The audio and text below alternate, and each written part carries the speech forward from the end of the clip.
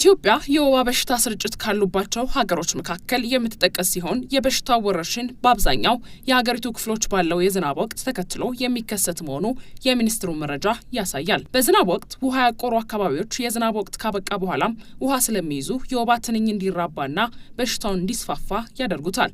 በዚህ አይነትም በሀገራችን በተያዘው ዓመት በተለያዩ የሀገሪቱ ክፍሎች በርካታ ሰዎች በበሽታው መያዛቸውን ነው ጉዳዩን በሚመለከት ያነጋገርናቸው በጤና ሚኒስቴር የበሽታ መከላከልና መቆጣጠር ስራ አስፈጻሚ ዶክተር ህይወት ሰለሞን የነገሩን። በተለይም ከመስከረም እስከ ታህሳስ ወር ባለው ወቅት ስርጭቱ ከፍተኛ እንደነበር ነው የገለጹት የስራ ኃላፊዋ።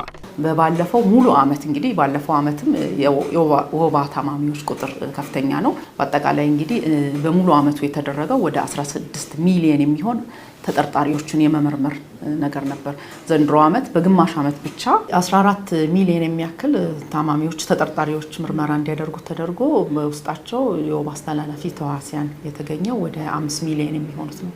ባለፉት ዓመታት ስርጭቱን ለመቀነስ በተሰሩ ስራዎች ከፍተኛ ለውጥ ማምጣት መቻሉን በተያዘው ዓመት ሰዎች እንዲዘናጉ አድርጓቸዋል ያሉት ኃላፊዋ፣ በተጨማሪም ከፍተኛ የወባ ስርጭት ያለባቸው አካባቢዎች ያለው የአየር ንብረት ለውጥና የቦታ አቀማመጣቸው ስርጭቱ እንዲስፋፋ ምክንያት መሆናቸውን ነግረውናል። ለዚህም እንግዲህ ማሳያ አንደኛ የአጎበር አጠቃቀምን ስናይ አጎበርን ላልተገባ ምክንያቱም ለወባ መከላከያ ነው ተገዝቶ የሚመጣው፣ ነገር ግን ለተለያዩ ነገሮች ጥቅም ላይ ሲውል ነበር። ይሄ አንዱ ነገር ነው። ከዛ በተጨማሪ የወባ ስሜትም ቢኖር ያው በሽታውን ያው እንደዚህ በስፋት ካለማየት የተነሳ ወባም ነው ብሎ ያለመጠርጠር ወደ ተቋማት ሂዶ በፍጥነት አገልግሎት ያለማግኘት ነው።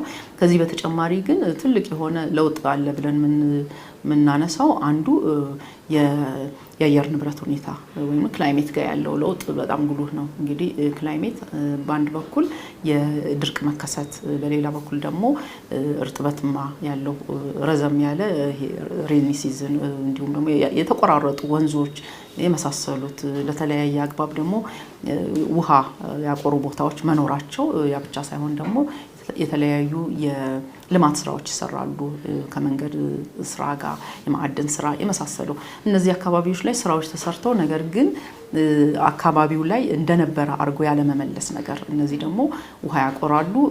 እንግዲህ ተጨማሪ የወባ መራቢያ ሳይቶች ወይም ደግሞ ስፍራዎቹ ነው እየተፈጠሩ መሄዳቸውና እነዚህም እንደ አንድ አስተዋጽኦ ሊያደርጉ የሚችሉ ናቸው። ከዚህ በተጨማሪ ደግሞ በተለያየ ምክንያት በሀገራችን ውስጥ ተፈናቅለው ያሉ የተለያየ አካባቢ ያሉ ሰዎች አሉ። ያው እንደ ልብ የጤና አገልግሎትን የማያገኙበት ሁኔታም አልፎ አልፎ መከሰቱ ግልጽ ነውና ሚኒስቴሩ የበሽታው መስፋፋት ተከትሎ ግንዛቤ ከመስጠት ጀምሮ ለወባ ትንኝ ተጋላጭ ናቸው ተብለው በተለዩ አካባቢዎች የመኝታ አጎበር ማሰራጨቱን ገልጸው የጸረ ወባ ትንኝ መድኃኒት ርጭት በተመሳሳይ መከናወኑንም አመላክተዋል። ለመከላከል የሚያገለግሉ የቤት ውስጥ ርጭቶች በተለይ ደግሞ ጫናቸው ከፍተኛ በሆነባቸው አካባቢዎች በአጠቃላይ ወደ 167 ወረዳዎች ላይ ወደ 2 ሚሊዮን የሚሆኑ ቤቶች ላይ ርጭት ተካሂዷል። እንግዲህ ወደ 8 ሚሊዮን የሚሆን ህብረተሰብ ይህንን የሚጠበቅበት ነው። የመኝታ አጎበርም ወደ ህብረተሰቡ ተሰራጭቷል። ቅርብ ጊዜም ደግሞ 2.2 ሚሊዮን በባለፉት ወራታት ብቻ የተሰራጨ አለ። አሁንም እንግዲህ ወደ ሀገር እየገቡ ያሉና የግዢ ሂደታቸው ላይ ያሉ የመኝታ አጎበሮች አሉ። ከዛ በተጨማሪ በተለይ በከተሞች አካባቢ ላይ በማፋሰስ ወይም ደግሞ አዳፍነን ልናጠፋቸው የማንችለው ውሃ የሚያከማቹ ቦታዎችን ለመቆጣጠር የጸረ እጭ መከላከያም ይደረጋል። የዓለም ጤና ድርጅት የወባ ስርጭት ያለባቸው ሀገራት ናቸው ብሎ በለያቸው 83 የሚጠጉ ሀገራት ላይም ስርጭቱ እየጨመረ ነው ያሉት ኃላፊዋ፣ በኢትዮጵያ ቀጣይ በሚኖረው ዝናባማ ወቅት ስርጭቱ ሊጨምር እንደሚችል ነው የገለጹት።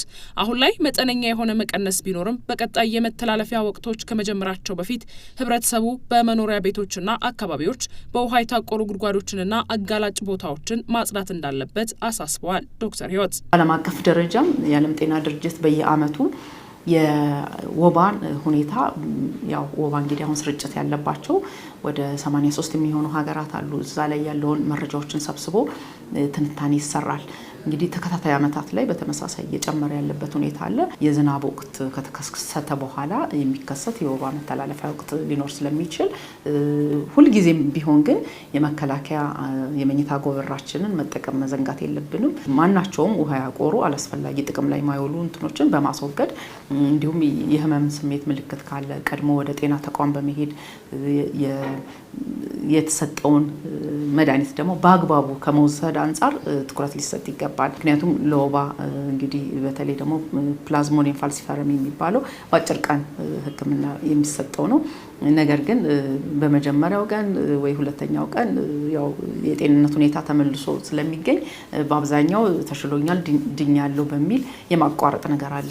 ስለዚህ ይሄ አግባብነት የሌለው ነገር ስለሆነ እዚህም ላይ ትኩረት ሊደረግ ይገባል። የስራ ኃላፊዋ ከዚህ በፊት ከነበረው በተሻለ ሁኔታ የመድኃኒት አቅርቦት መኖሩን ገልጸው በሚኒስቴሩ በኩል ከፍተኛ የወባ ስርጭት ያለባቸው ቦታዎች መድኃኒት የማቅረብ ስራዎች በስፋት እየተሰሩ መሆኑን ነው የነገሩን።